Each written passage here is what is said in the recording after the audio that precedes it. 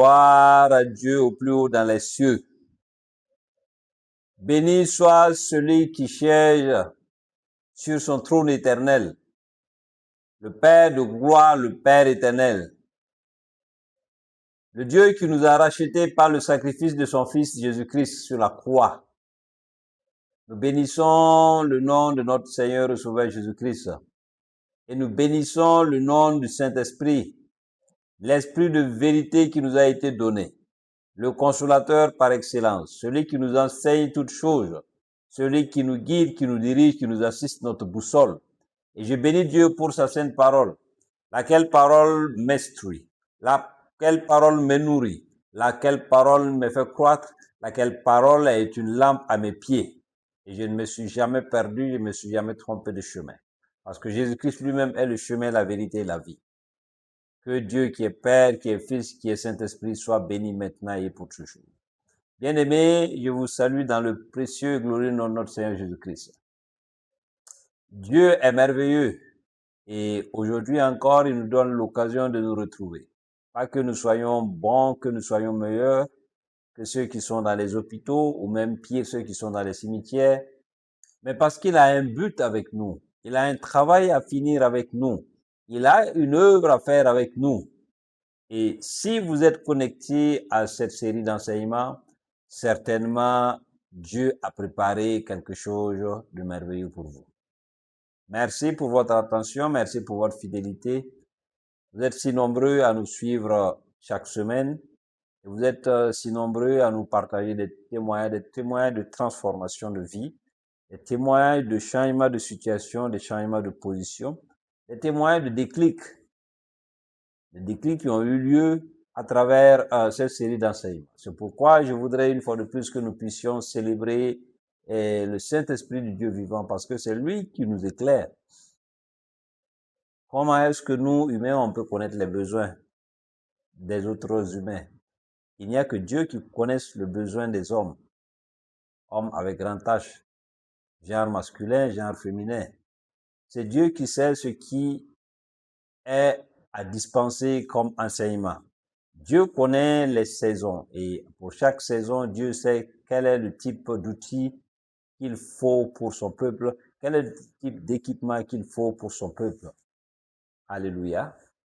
Donc vous qui êtes de plus en plus nombreux, soyez bénis. Je dis très souvent, quand Dieu m'a inspiré pour ces séries d'enseignements, il m'a dit, ces enseignements sont destinés à des personnes précises. Également, il a dit, il y a une multitude qui trouveront des bénédictions et qui trouveront un sens à leur vie à travers ces enseignements. Et il m'a également dit, tout homme en contact avec ces enseignements, avec ces messages, sera béni, quelle que soit ses croyances. Et c'est fort de cela que, inspiré par le Saint-Esprit, les messages sortent semaine après semaine sous l'inspiration du Saint-Esprit, sous instigation du Saint-Esprit, et c'est conduit par le Saint-Esprit, et c'est le Saint-Esprit qui dirige ces enseignements, comme il a dirigé la pierre qui est sortie de la faune de David vers la tête du Goliath.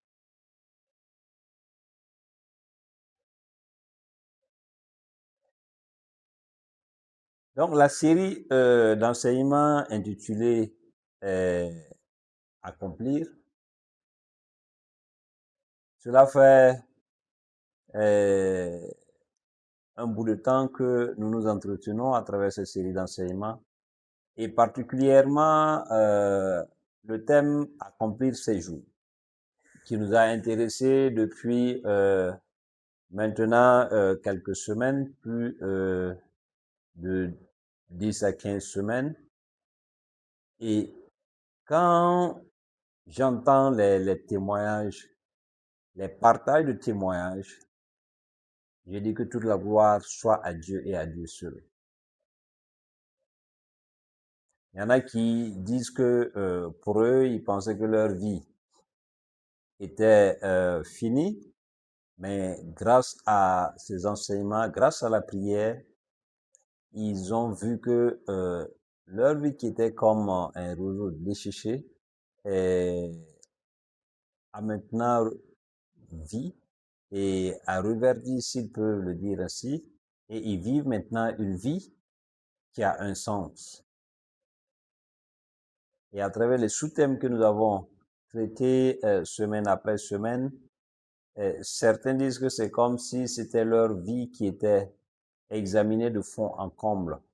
Pas seulement examinée, mais avec un remède. C'est Dieu. Dieu connaît tout. Dieu peut tout. Et nous nous confions en lui.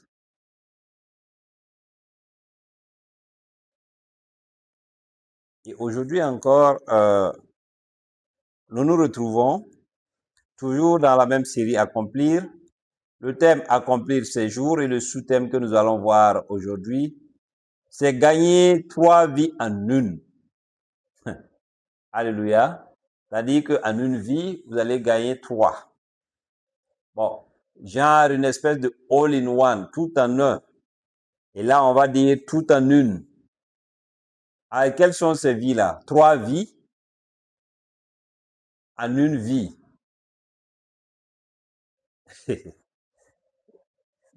Merci Saint-Esprit, merci pour l'inspiration. Merci pour l'illumination, va-t-on dire. Alléluia. Alors, Jésus nous dit quelque chose de très important. Il nous dit dans Jean 10, 10, il dit le voleur ne vient que pour dérober, égorger et détruire. Moi, je suis venu afin que les brebis aient la vie et qu'elles soient dans l'abondance. Donc, gagner 3 vies en une. Qu'est-ce que c'est? Alors, la vie naturelle, dès qu'on nous laissons, et nous l'avons vu, les différentes étapes de la vie, on passe par la petite enfance, l'enfance, l'adolescence, l'âge adulte. Après, nous devenons vieux et nous nous étayons par la suite, nous nous endormons, c'est-à-dire nous mourons.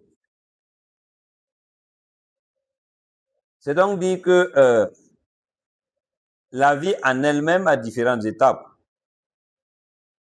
Mais quand on parle de vie, cela renvoie à d'autres notions. Quand on parle de 3 vies, alléluia, parce que quand nous sommes en Christ, nous naissons également d'eau et d'esprit, comme Jésus l'a dit à Nicodème. Donc ça également, c'est une nouvelle vie, c'est ce qu'on appelle la nouvelle naissance, communément appelée en anglais born again. Mais quand cela ne tienne, la vie naturelle plus la vie de l'esprit, cela va nous permettre de gagner les 3 vies dont nous parlons.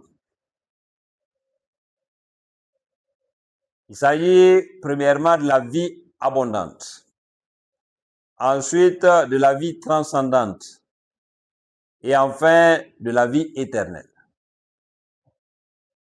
Alléluia. Donc voici les 3 vies que nous pouvons gagner en une vie avec Christ. Parce que c'est lui qui est le chemin, la vérité et la vie. Alors quand nous recevons Jésus-Christ comme notre Seigneur et Sauveur, la vie de Dieu est en nous. Et si la vie de Dieu est en nous, nous avons sa nature, nous avons sa capacité.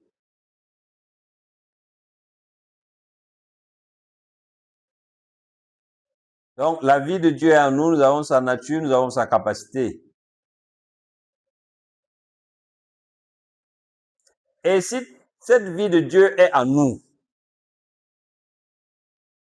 et comme Jésus l'a dit, qu'il est venu afin que ses brebis nous qui sommes ces brebis, qui sommes dans la bergerie, que nous ayons la vie et que nous soyons dans l'abondance.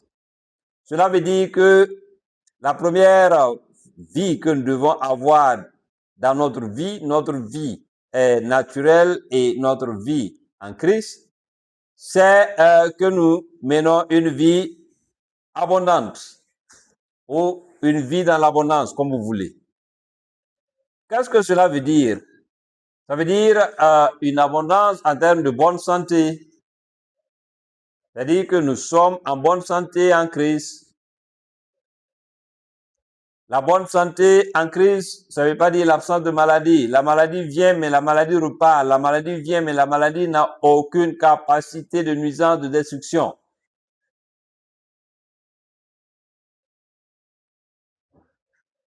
La vie abondante, c'est, comme son nom l'indique,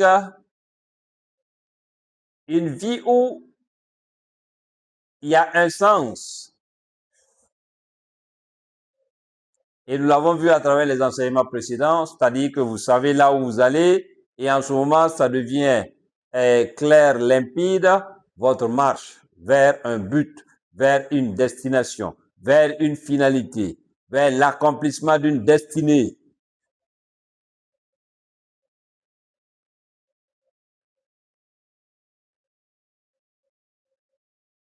La vie abondante, ça ne veut pas dire que vous n'aurez pas de tribulation, mais c'est de rester ferme parce que Jésus nous dit que lui, il a déjà vaincu le monde.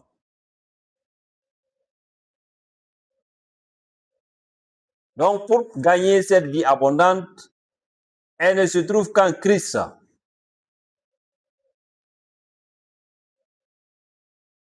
Vous pouvez être dans l'abondance sans avoir une vie abondante. Il y en a qui pensent que c'est l'abondance de biens matériels, et l'abondance financière, c'est l'abondance de nourriture. Oui, il y a tout cela, mais il y a bien plus. Il y a la vie de Dieu en vous. Il y a sa nature. Il y a sa capacité. C'est ça la vie abondante.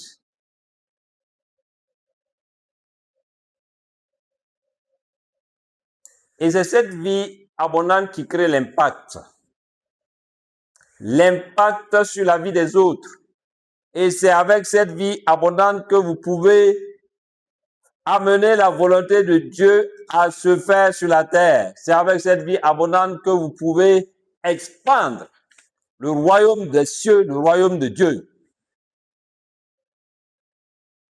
Il y en a qui pensent qu'il y a une différence et qu'il faut observer entre le royaume des cieux, le royaume de Dieu, le royaume des cieux. Oui, mais c'est que il y a des moments, effectivement, il y a les royaumes, le royaume des cieux. Je pensais que c'est le royaume de Christ qu'il a abandonné pour venir, qu'il a retrouvé après son ascension.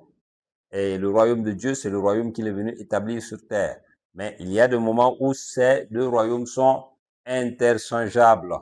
Il y a des moments où on ne peut pas marquer une différence nette. J'ai essayé d'étudier les deux en profondeur avec mes grands professeurs, mais vous verrez que deux fois, il y a une imbrication.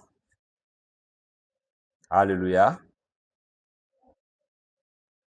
Donc, Dieu nous donne sa vie, sa nature et sa capacité à travers cette vie abondante. Et c'est cette vie abondante qui vient à bout de toutes les formes de dépendance que nous avons, que ce soit vis-à-vis de l'alcool, vis-à-vis de la gloutonnerie, vis-à-vis de n'importe quelle addiction de quelque nature, que ce soit drogue, pornographie. C'est cette vie-là qui nous permet de venir à bout de toutes ces addictions-là. Toute forme d'esclavage prend fin dans cette vie abondante. Donc, cette première vie, nous devons l'avoir à travers Christ, à travers la vie de Dieu en nous, à travers Christ qui est en nous, qui vit en nous, et nous vivons en Christ. Alléluia. Donc, la vie abondante, c'est la première vie que vous devez avoir. Quand on parle de la vie Zoé, c'est la vie divine. Et quand vous avez cette vie Zoé, vous avez la vie abondante. Bien aimé, l'important, c'est d'habiter la vérité des choses. Quand vous ne comprenez pas la vérité des choses, quand vous discernez pas la vérité des choses, vous allez tourner en rond. Alors que c'est merveilleux ce que Christ a fait pour nous. Il est venu mourir à la croix. Il a donné de sa vie afin que nous soyons des enfants, des fils de Dieu. Et afin que les bénédictions d'Abraham eurent pour nous qui sommes païens son accomplissement en lui. Et que nous ressuscions par la foi l'esprit qui a été promis. C'est quel esprit? C'est l'esprit du Dieu vivant, c'est le Saint-Esprit. Et là, nous avons Dieu entièrement, totalement. Nous avons Dieu Père, Dieu Fils, Dieu Saint-Esprit qui est en nous. Et comme j'aime à le dire, on ne peut pas dissocier Dieu le Père de Dieu le Fils et Dieu le Saint-Esprit. Ils agissent ensemble. Ils étaient ensemble à la création. Lors de la rédemption, ils sont ensemble. Actuellement, ils sont ensemble. Et lors du jugement prochain à venir, ils seront ensemble. Donc là où il y a Christ, il y a le Père, il y a le Saint-Esprit.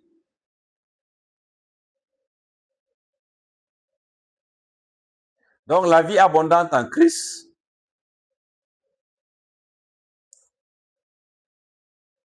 c'est de pouvoir vivre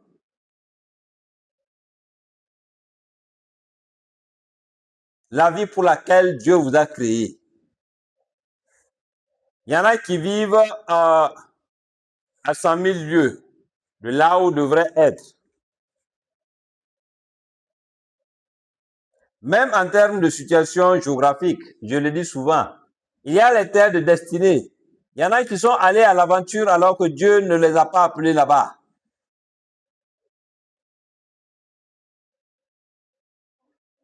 Il y a la terre de destinée. Joseph est allé en Égypte. L'Égypte, c'était une terre de destinée.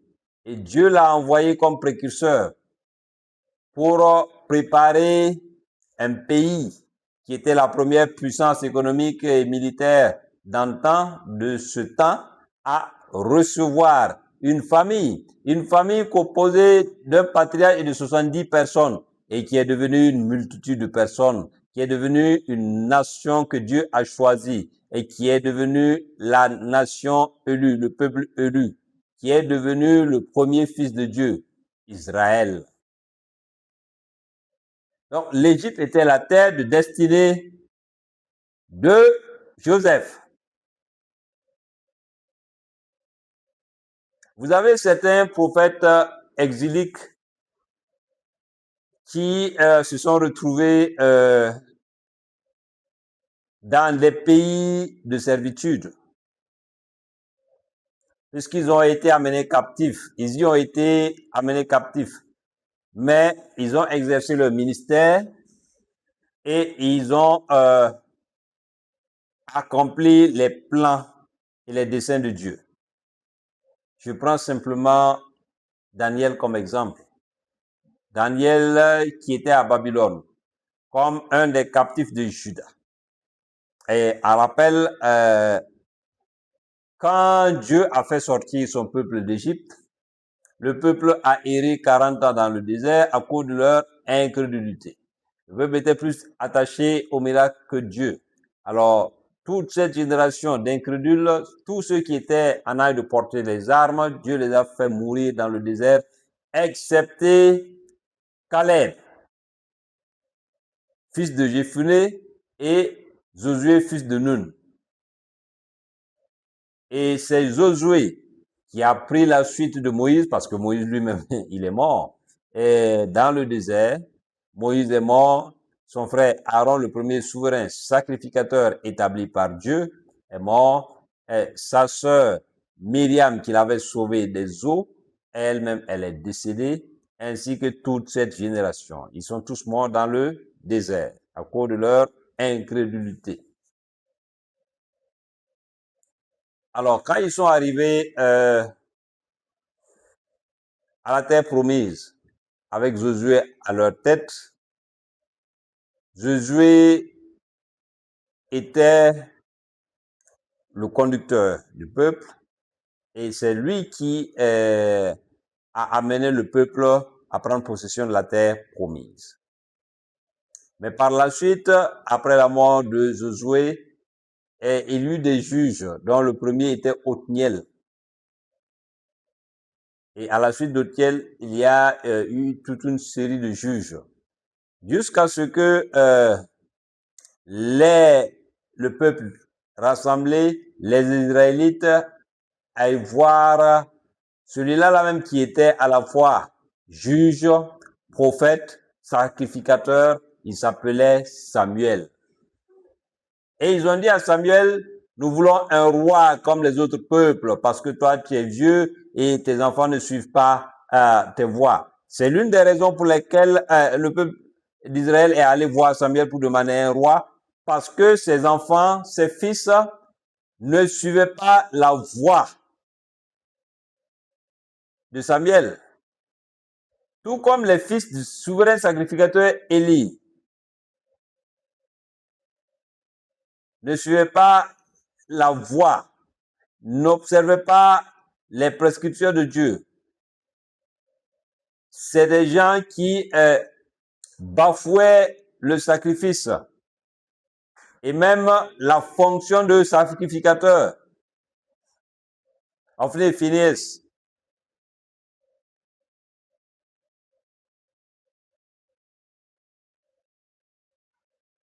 Et donc, comme les fils de Samuel ne suivaient pas la voie de leur père, le peuple était obligé d'aller demander un roi.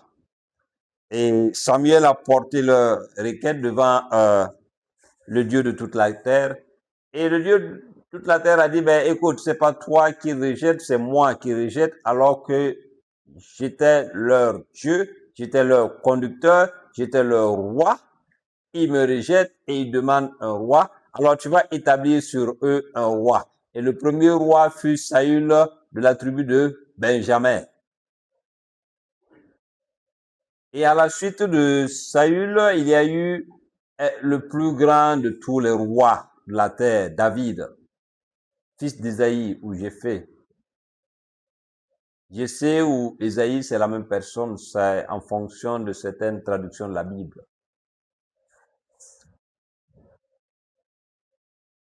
Et David a eu un fils, Salomon.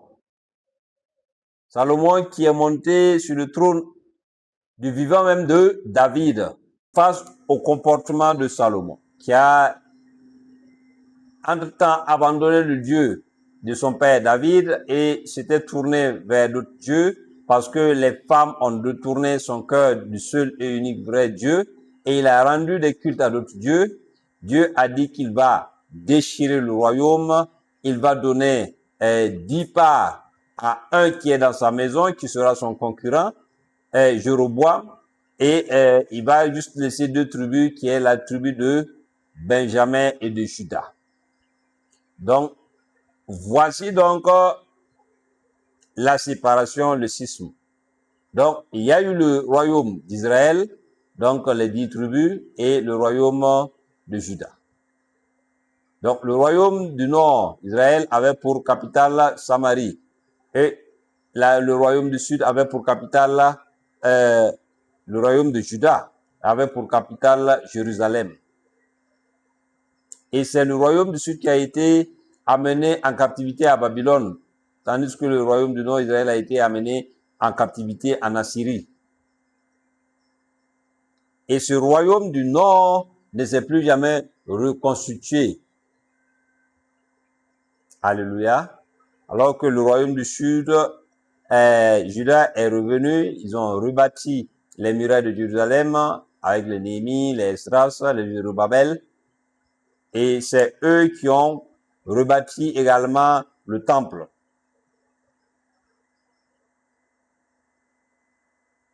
Et donc, quand Nebuchadnezzar est venu amener les captifs de Juda, Daniel faisait partie. Mais Babylone a été une terre de destinée pour Daniel. Et mieux, Les Perses et les Mèdes sont venus conquérir Babylone. Mais cela n'a pas empêché Daniel de poursuivre sa marche inexorable vers l'accomplissement de sa destinée.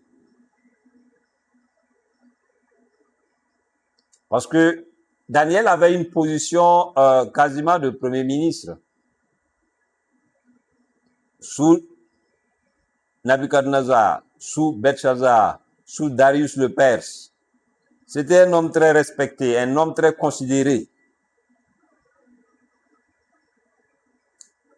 Donc, même en captivité, ce qui était vu comme une terre de captivité était pour Daniel sa terre de destinée. La vie abondante. Partout où vous êtes, cette vie est avec vous. Alléluia. Et c'est cette vie que Daniel avait dans la fosse aux lions, et les lions ont fléchi genoux devant Daniel. Alléluia. Donc, bien aimé, ma prière est que vous ayez cette vie abondante en vous. C'est cette vie abondante qui fait triompher le croyant. Et si vous n'avez pas cette vie abondante, dans ce monde-là, vous ne pouvez pas triompher. Et la deuxième vie que vous pouvez avoir, c'est la vie transcendante. La vie qui transcende votre vie terrestre. Parce que la mort ne signifie pas la fin. C'est juste un changement. Alors, comment avoir cette vie transcendante? C'est en Christ que vous pouvez avoir cette vie transcendante. En suivant pleinement les lois, les préceptes de Christ. Si vous gardez les paroles de Christ, si vous êtes en Christ et Christ est en vous et vous gardez ses paroles, si vous l'aimez de tout votre cœur, cette vie transcendante sera votre partage. Et si vous savez quel est le but pour lequel Dieu vous a créé, si vous savez quelle est votre mission de vie, alors cette vie transcendante sera vôtre. Parce que la vie transcendante, c'est bâtir, poser des fondements, poser des fondations, poser des briques pour que les générations à venir viennent poser davantage de briques sur ce que vous avez déjà posé. C'est-à-dire, ce que vous faites, les générations futures viendront s'appuyer dessus. Et c'est ce que Jésus a fait. Jésus a tout accompli, mais Jésus n'a pas tout fait. Jésus a laissé des choses que les disciples ont accomplies. Mais il y a également des choses qu'il a laissées pour que toi et moi, nous puissions les accomplir. Et c'est ça la vie transcendante. Et tout homme doit avoir une vie transcendante. C'est-à-dire, tu dois réaliser des choses pour les générations à venir. Alléluia. Donc, la vie transcendante est très importante. Et pour l'obtenir, c'est en Christ. Pour l'obtenir, c'est en étant conscient de du but pour lequel Dieu vous a créé, de votre mission de vie. C'est accomplir votre destinée. Quand vous accomplissez votre destinée, en même temps, vous avez la vie transcendante. Alléluia. La vie transcendante est très importante. Donc, voici la deuxième vie que nous pouvons avoir en une seule vie. Comment? En acceptant Jésus-Christ comme notre Seigneur et Sauveur. En gardant les paroles de Jésus-Christ et en marchant suivant la volonté de Dieu. Et c'est comme ça que nous pouvons avoir la vie transcendante. Et si nous avons la vie transcendante, nous avançons avec sérénité. Nous avançons avec assurance. Car nous savons que ce que nous avons bâti, d'autres viendront et en feront davantage. Et c'est ce que Jésus même a dit. Si vous croyez en moi, vous ferez des choses plus grandes que moi. Et c'est ce que les disciples ont fait. Là où Jésus n'est pas allé, les disciples sont allés là-bas. Jésus n'est pas allé à Rome, Pierre est allé à Rome. Jésus n'est pas allé à Rome, Paul est allé à Rome. Alléluia. Et la vie transcendante, c'est préparer des remplaçants. C'est préparer des successeurs. C'est préparer des gens qui vont rentrer dans vos chaussures. C'est préparer des gens qui vont continuer ce que vous avez initié, ce que vous avez commencé. Et la vie transcendante, c'est travailler toujours en ayant à l'esprit que ce que nous faisons, c'est pas pour nous-mêmes, mais c'est pour les générations à venir. C'est ça la vie transcendante. C'est ce qui manque à l'église de Christ aujourd'hui. Il y a des serviteurs qui pensent qu'ils sont l'alpha et l'oméga. Et il y a des serviteurs qui pensent que l'œuvre de Dieu finit avec eux. Mon frère, tu te trompes. L'œuvre ne finit pas jusqu'à ce que Christ revienne. C'est toi qui vas finir. Tu finiras et puis l'œuvre sera là.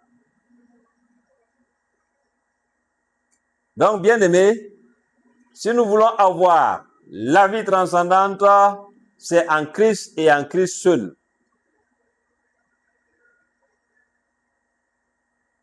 Donc, la vie abondante, Christ nous est venu nous la donner. La vie transcendante, quand nous avons la vie abondante, nous travaillons à avoir une vie transcendante. Une vie qui transcende notre propre vie. Une vie qui transcende les générations. Une vie qui transcende le temps.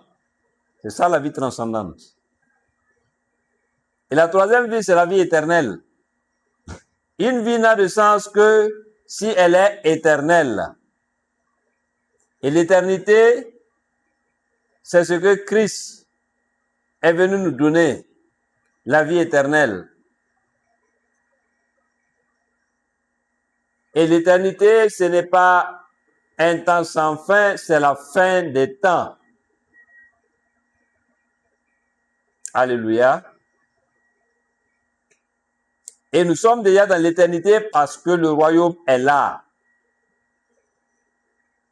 Et donc nous avançons bien aimés, nous avançons parce que tout est en marche. Tout est en marche. Les sociétés sont en marche. Les systèmes sont en marche. La planète Terre est en marche. Tout est en marche. Et nous avançons. C'est pourquoi, bien aimés, nous devons avoir cette vie éternelle. Et si nous avons la vie abondante, la vie transcendante et la vie éternelle, nous allons hériter du ciel et de la terre. Nous allons hériter du ciel parce que nous qui sommes déjà sauvés, nous qui sommes déjà des fils de Dieu, quand Christ viendra, il viendra nous chercher. Parce que ceux qui sont morts, ceux qui naissent deux fois, meurent une seule fois. Et ceux qui sont morts en Christ, tout comme les vivants, Jésus reviendra les chercher. Quand nul ne sait le jour ni l'heure, mais seul Dieu, le Père, le sait. Mais ce qui est sûr, c'est que Jésus revient et il revient bientôt. Que ce soit dans 1000 ans, il revient bientôt. Que ce soit dans 10 000 ans, il revient bientôt. Que ce soit dans 1 million d'années, il revient bientôt. Que ce soit dans 1 milliard d'années, il revient bientôt. Mais quand il reviendra, trouvera-t-il la foi? Question. Alors donc, nous devons nous préparer dans cette vie. Nous avons une seule vie, mais dans la seule vie, nous pouvons avoir 3 vies. La vie abondante, la vie transcendante, la vie éternelle.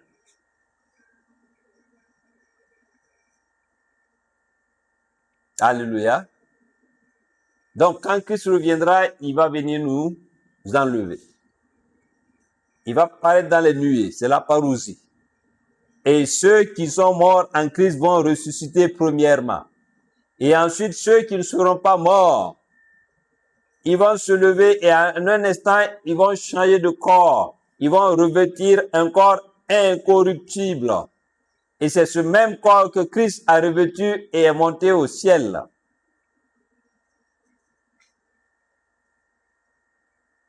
Et quand nous serons au ciel avec lui, pendant 3 ans et demi, ça sera l'examen des œuvres. Et 3 ans et demi, ça sera les noces de l'agneau. Donc pendant 7 ans, nous serons avec lui. Et à l'issue de 7 ans, il reviendra. Et la Bible nous dit dans le livre de Zacharie qu'il va poser son pied sur le mont des Oliviers. Le mont des Oliviers va se fendre en 2. Alléluia. Donc, être héritier du ciel et de la terre, c'est d'abord hériter de ce que Christ a fait comme promesse sur cette terre. Il nous a promis la vie abondante. Il nous a promis la vie transcendante. Il nous a promis la vie éternelle sur cette terre.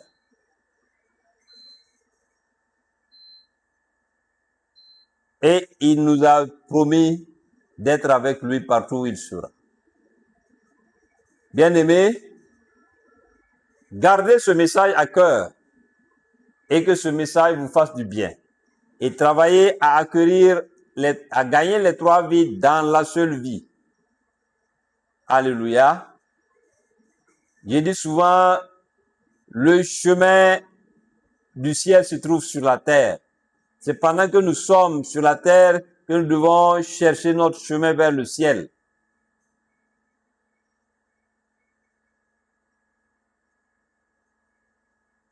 Que Dieu soit avec vous, que sa grâce surabonde dans vos vies, qu'il vous bénisse pleinement, qu'il vous donne d'avoir une vie abondante, une vie transcendante et une vie éternelle.